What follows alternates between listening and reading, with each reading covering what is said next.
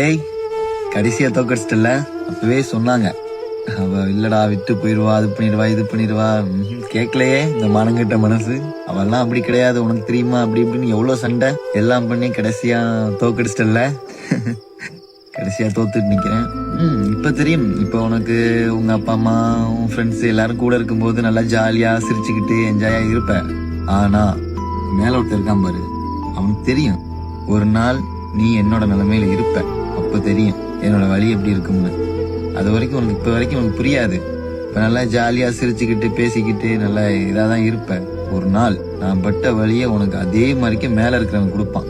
நீ என்ன ஏமாத்தலாம், அவனை ஏமாத்த முடியாது. கண்டிப்பா ஒரு நாள் உனக்கு அது நடக்கும்.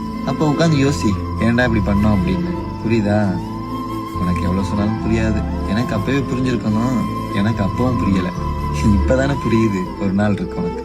ஒரு நாள் தேடுவேன் நீ, அப்ப தெரியும்.